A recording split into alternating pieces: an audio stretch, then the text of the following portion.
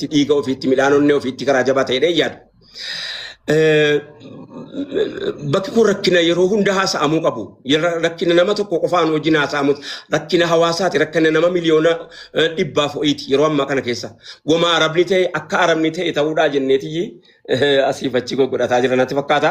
Arabni keenya moodeelli keenya arabaa miti. Arabaa miti. Nuti amantii islaamaatti amanne malee amantii arabaatti hin amanne. Arabni tu sila ittamane Abaa Jahal gaafa sana sila ergama rabbiitti ba'ee waraanaan Abul Bukhturiyyiin Walid ibn Mughiraa sila ergamaatti ba'ee maatiin sila hin balfu ture. Utuu amantichi amantii arabaa ta'e amantii addunyaati amantii islaamaa jechuun amantii arabaati miti. Amantii abbaa rabbiin filate qofittiin argatu ijoollee. Amantii warra rabbiin filate qofitti tokkichummaa ofii beeksifate qofitti argatu malee amantii bakka kanaati jechuu dandeenyu miti. Kanaaf araba irratti jireenya ilaallataa jiraattanii egeree kasarra amma irra caalaa ijoollee keenya biyya alaa jirtu irraa wanni nuti kasaraa jirru isa kana. Ergaa koo kan siin galiin maaltu jira waanan dubbataa jiru kana keessatti.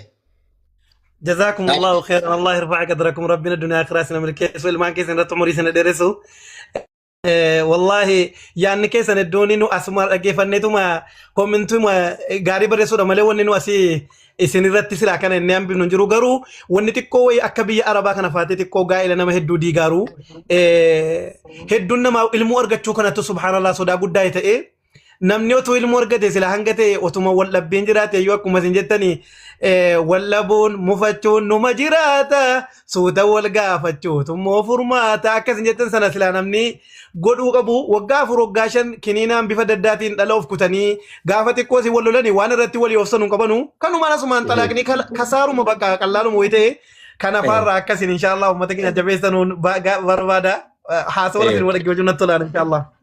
Ulfaadhu galatoom jazaakallahu khairan hayye ulfaadhu galatoom hayye tole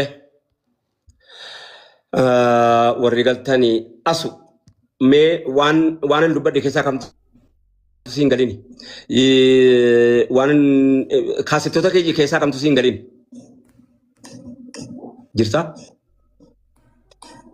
jirtu eshi muna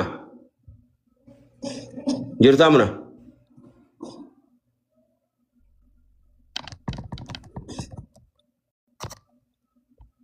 السلام عليكم ورحمة الله وبركاته. وعليكم السلام ورحمة الله وبركاته. مالتو سينغالين وان سينغالين يوكالين سيمو إرغامن دبر سكيسا وني فود أفيرو مگر غرغودان ساجرو كيسا وانا نما دوبت كيسا ستي مولنه يو مولته أكامتي فرما دوبيني سيمبراجر تيو يو إسين دركتاني يو إسين لاففتاني إيرا بران جباتوا yoo isin biraa jabaate dhiira biraa laafuun danda'u. Egeree keessaniif itti yaaduun ammuma waan ta'eef waan dubbataa ture kana keessaa maal agarte ulfaadhaa galatooma ulfaadhaa. Hayyee dubbiin manaa dubbiin bultii jabaadha ijoollee. Wallaahi ustaazi waan dubbii bultii hedduu jabduudha. Ani akkasitti dubbachuu wallaahi hedduu ta'u kanatti ulfaata rabbummaan isaa nufa laafisu malee ergaa keessan keessaa immoo wannummaan ani keessaa adda baasee federaan nagari jedhin Ameerikaanidha. Maal jette bee? Ergaan keessan hundinuu wanti ani adda baasee yookiin kun hamaadhaa kun gaariidha. Sii galuu dide ergaan isaa sii galuu dide waan inni ammayyu wanaa hojjedhee ta'e keessaa kanatti dhaggeeffattee sii galuu dide. Hunda isaatu yoo ustaazi wallaahi hunda isaa ustaazi kaastii keessa hunda isaa yoo dhaggeeffadha hunda isaa yoo ani wanti keessa hamaa tokko illee argeessiin jiru hedduu ta'a kan jaaladha waan ta'eef akkasitti ibsuu hin danda'u wallaahi ustaazi. Hamaatu hin ta'in waan namaa galuu dide wayii waan sii galuu dide wayii. Ergaan kan keessan Sigalera wanti jechuun barbaade. Ergaan keessan keessaa wanti namaa hin galin hin jiru ustaas hundi isaatu wanti namaa galu waan. Ayyee galatoomii ulfaadhu. Ayyee ulfaadha galatooma. Shukran galatooma. Ayyee tole ulfaadhu ishi Dr. Hayat. Assalamu alaikum warahmatullahi. Waalaikum salam warahmatullahi wabarakatuh. Kam jirtan ustaz? Alhamdulillah nagaan mee waan dubbataa ture yookaanis immoo afaan dubbataa ture keessaa kaasitti kamii keessatti ergaa kamtu sii galuu dide baay'ee namni meeseejii naa godha ergaa keenya nuun galuu akka qaamaanis natti himaa waan akkana akkanaati kanayyanii nama wanta jechuu barbaadde fakkeenyaaf lakkoofsa 23 keessatti S dubbii S'n tokko ittiin na jalaa gufachiifte tokko jira fakkeenyaaf Yos inni jedhe Yos jiruu bareedaa jiraan agammanne diidamii sadaffaa keessatti Yos jechuudha yoo jiruu bareedaa miti Yos jiru yoom waan himaa dhufe tan Yos jiruu bareedaa Yos jiruu bareedaa jiraan agammanne hayaata gaarii sana wanti nu dheebonne kaaminni fakkeenyaaf waan akkasii yookaan gufanni jechaa qofatu hin ta'in namaa galuu didu ergaan sana namaa galuu didu. Sendetti? Fidaan keessa namtuun jiru wanti nama galuu didu hin jiru ustaazii. Kamirrattuu kamiifuyyuu gara fuulduraattis ta'e anaaf wanti tokko wanti kan inni ifanaaf hin galle wanti tokko hin jiru wakka hunduma isaa tokko kaasee amma dhuma rabbiin umurii keessa nu badheeressu ammallee utuu umuriin namaa immoo kennama ta'e dabarsee umurii kan korra keessanitti isiniif dabalan jedha nuuf jiraadhaa galatoomaa kanumaan jedha nuuf dubbachuu danda'u. Ulfaadhu galatoom. Okay. Shi eenyuun kun? Inni kun eenyuun shi barii islaama. Dubbadhu. Maal sii galuu dide? Jecha amma eewwanaa namni kan naa galuu dide jedhe hin jiru.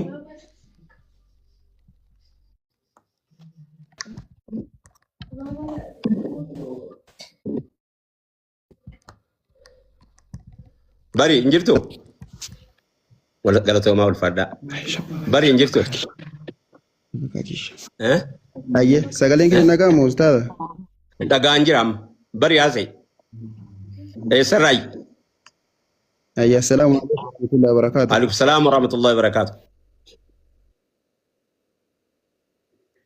ayye baa oromiyaa raayii ayye tole illee garuu muguni jimmaanaa si tole Baur Miyat Hanga, Bagal Ulfada Galatoma, Baur Miyat, Haye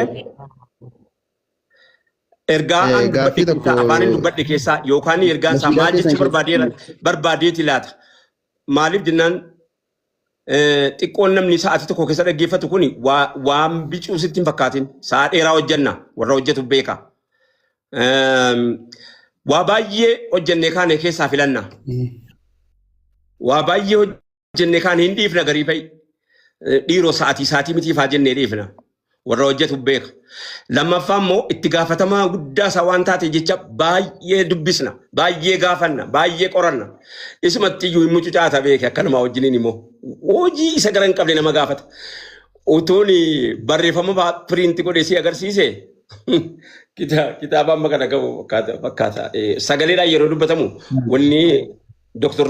Zakir Naik, Quran and the modern science kan jedhu gaafa torgomnu haasaa sa'aatii 3 daqiiqaa 10ti waraqaan ni deemti kaanu hin jiru jechuudha yeroo haasaa nu laafaadha yeroo barreeffamu waraqata guuta waan ta'eef kanaaf jechi yeroo dubbatamu hin baay'ata ismaayyuu moonuu alternative irra baay'ee isaa hin dubbifnaa hin qabu amma nama gitamu hin gitu sa'aa kana ergaan kun hin ta'amu hin ta'u yookaan immoo taayimii isaa eeggateera moo eegganne waan jedhu kan faayiduutti qoranna yoo inni ergamee ka'e gurra kee biran dhaqqabin rakkisaadha yoo akkaataan itti hojjedhu kun yookaan mata duree nam filadhu kun hawaasa keessa taa'eeti kan hin filadhu hawaasa keessa dhaqeetanii tokko lammaffaa akka jaarsaatti nan nageeffadha akka jaarsaatti ta'e bakka jaarsaa dhaabbadheeti kan hin barreessu bakka manguddoo ta'eeti kan hin barreessu bakka nama amantii islaamaan hordofne dhaabbadheeti kan hin barreessu bakka nama sheekii ta'eeti kan hin barreessu isumattuu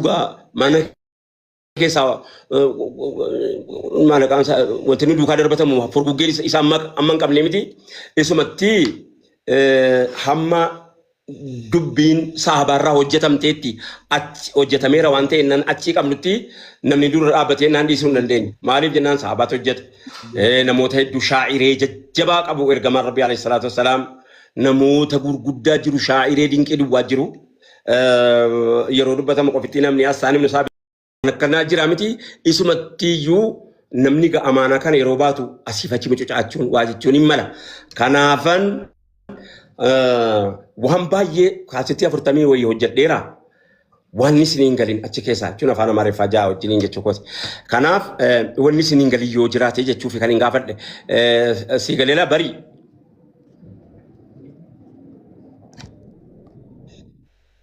Barii.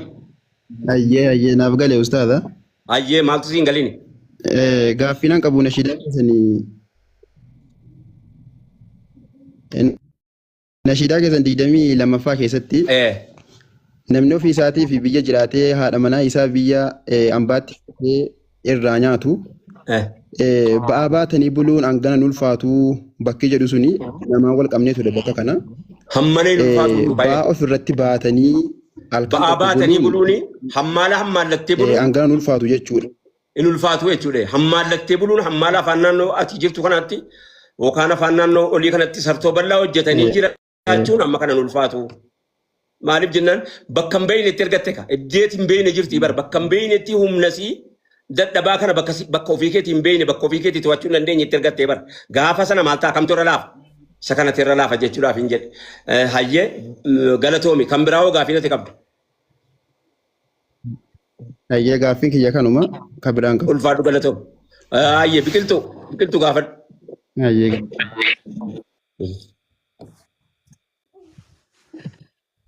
Assalamu alaikum warahmatullah.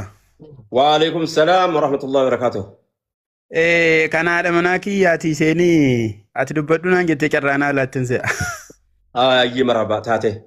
Ta'eeyyuu achitu ta'eeyyuu isa kan isaa caala isa caalaayyuu. Ulfaadhaa galatooma. Waliin jirtu waan ta'eef jechuudha. Ayyee maal na gaafatta waa'ee kee waan dubbanne keessatti akkana jechuun maal jechuudha jecha tunuun galle ergaa isaa tunuun galle yookaanis immoo maal wanni isiniin galiin kamtu jira? Aya naaf immoo nashiidaan isin baaftan hundiyyuu naaf ifaa warratti hojjetu rabbiin waa godhu jechuun barbaadan. Ulfaadhu galatoomi hayyee tole. Hayyee tole. Abbaa firaa dubbadhu.